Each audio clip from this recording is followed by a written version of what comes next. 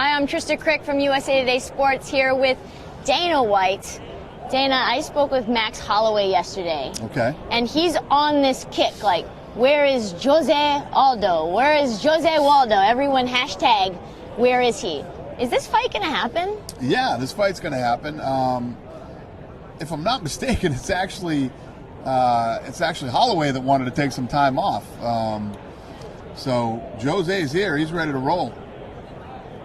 And I know that Max did mention he was in a movie, but he said that was because Jose was dodging him. But that's not really according to you what the truth is. Yeah, no, I think Holloway wanted the time off. As far as I remember, I think Holloway needed the time off.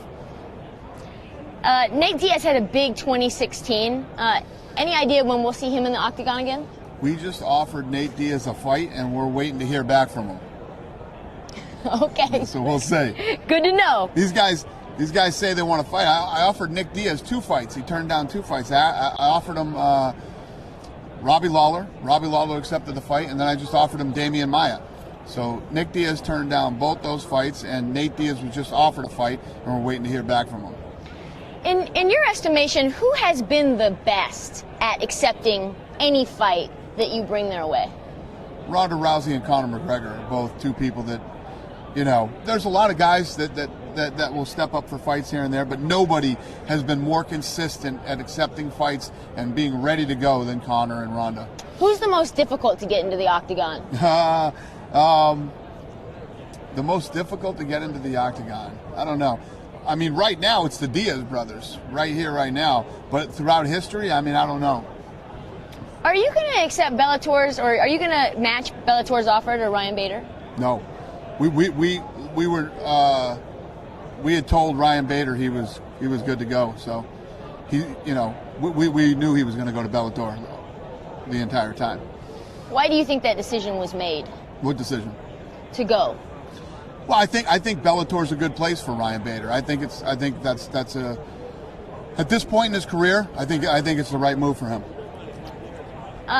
Do you think that the travel ban that President Donald Trump just instituted is going to affect fighters that you have, like Mousasi? I hope not. I mean, you know, we're a very international sport, and even before, you know, President Trump was in there, you know, we've had trouble in the past getting fighters into the country.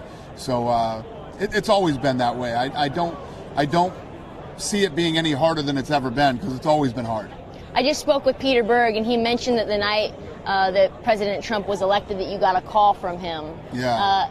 Care to give us any details about how that call went? Well, yeah, I was in New York for our fight there in New York, and I was at the hotel. So I was at the same hotel that Clinton was at. We were staying at the same hotel, and President Trump was across the street at the Trump Tower.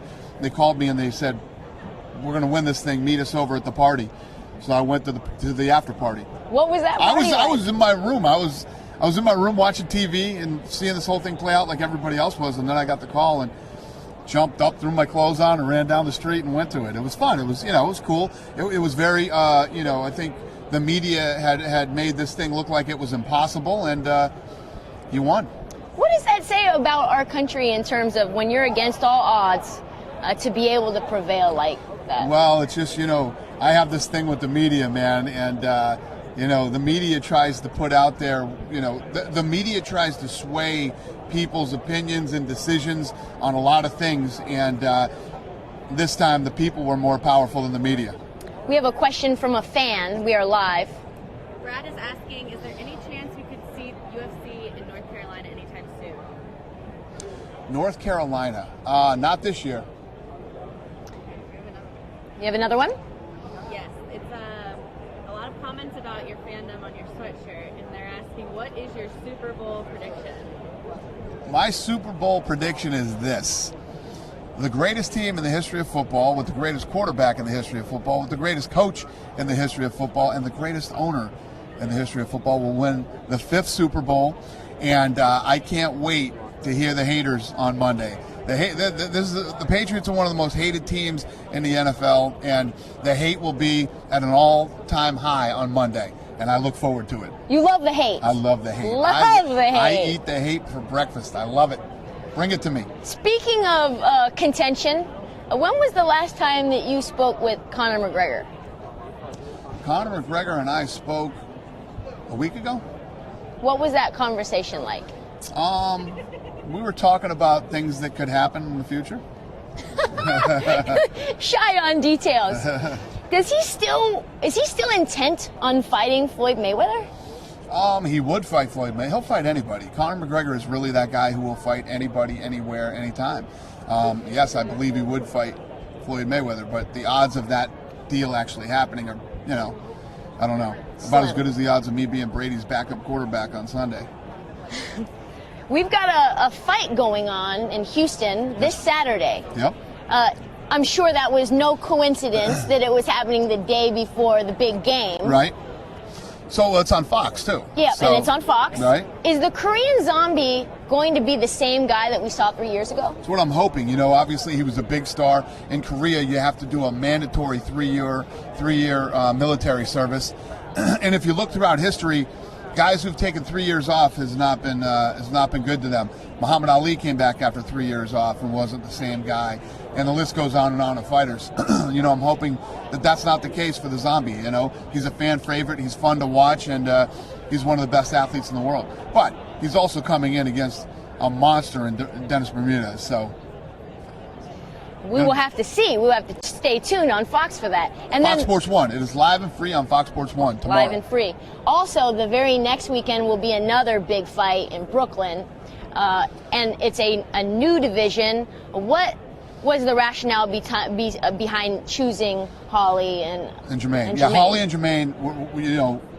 We were going through some stuff with Chris Cyborg at the time. We built that division for Chris Cyborg, and these two, Holly and Jermaine, are the two most decorated strikers in the UFC.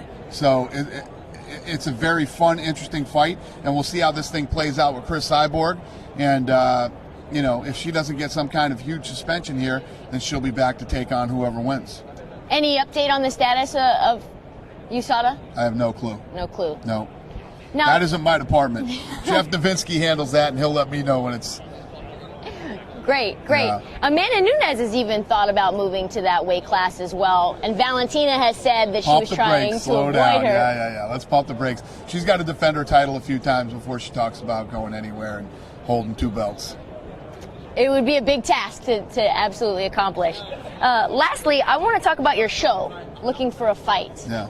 How did you come up with that idea? Was that something you guys were already doing anyway and just decided to put cameras in front of you? So the thing is I always think about even like a weekend like this, and I'm sure you came down here to cover the Super Bowl, and people will tell you, oh, you got to try this place to eat and try this place to eat and go over here, and there's things you want to see down in Houston.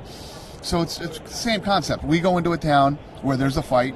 We check out what's local there to do, and then we go look for up-and-coming talent. And, it's fun. We have a blast doing that show. We just did the first episode of the second season. And what's even cooler is we put it up for free on YouTube, so everybody can watch it. There's UFC fans all over the world, and they get to watch it. And by the time one of these guys go in and fight, 3 million people have seen him already on the show. It's kind of like that Kevin Hart model, right? Where you're developing a grassroots audience before you actually get to a large stage. Exactly. You've obviously been a king in building an audience, obviously what you've done with UFC. Thank you.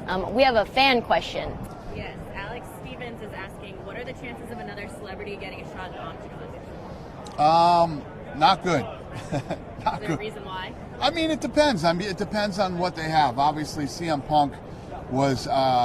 I like the guy. He wanted to give it a shot. I gave him a shot.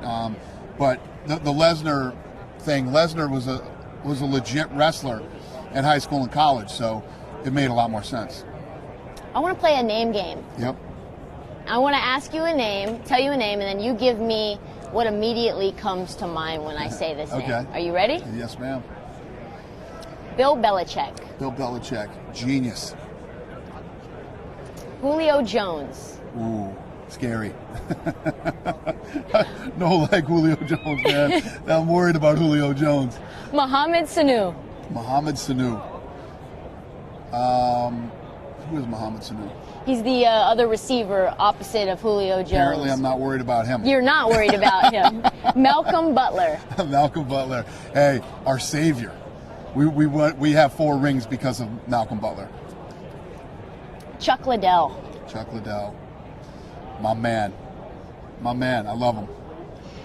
Herschel Walker. Herschel Walker, I like her. Super nice guy, great guy. What is your thinking in terms of him coming back, whether that's Bellator or UFC, trying to get inside the ring? Listen, I said when he first started trying to fight, I had a lot of negative things to say about him possibly fighting. But you know what? The guy did pretty well. He did pretty well. I always say this: fighting is a young man's game. He did pretty well for a guy who'd never fought before. Absolutely, he's an absolute legend. Demi Lovato. UFC fan. Big UFC fan, wants to also get into the ring. Oh, I wouldn't want to see that. Jake Laser wants to see that. No, Demi. No, I don't want to see that. You have a fan question? One more fan question. Facebook wants to know the transition from being an NFL player to MMA. What are your thoughts on it? It's very hard. It's like saying it's like making the transition from going from being a fighter to going to play in the NFL. I believe that if some of these NFL players grew up doing mixed martial arts, they would have been. Look at Gronk. Imagine if Gronk, and I've been saying this all day, Edelman. Edelman is explosive. He's an absolute stud. And what I love about Edelman is he's been getting in everybody's face this season, man. He's been getting into it. He's got that dog in him. And I think Edelman, could have been a great UFC fighter. Is he the Patriot that you think would be the best UFC fighter? Gronk wouldn't be too bad either. He's a maniac. Gronk would probably be good, but Edelman, I love the dog in that guy. That guy is just, I'm telling you, Edelman's an animal. I want a score prediction. You obviously think that the Pats are going to win. What will the score be? Let me put it this way. I told you I want to get the haters a buzzing. And I don't want this to be a good game. I don't want it to be a close game. I want it to be an absolute beatdown. I want the Patriots to blow them out and just shut everybody down and shut everybody up. That's what I want. So my prediction is 38-7. So that's under, folks. For anyone who's a Vegas fan, that's an under. Don't go by me. don't bet your money on what I say. Let me be the last guy you bet your money on. No doubt. Thank you so much for coming by, Dana. Pleasure.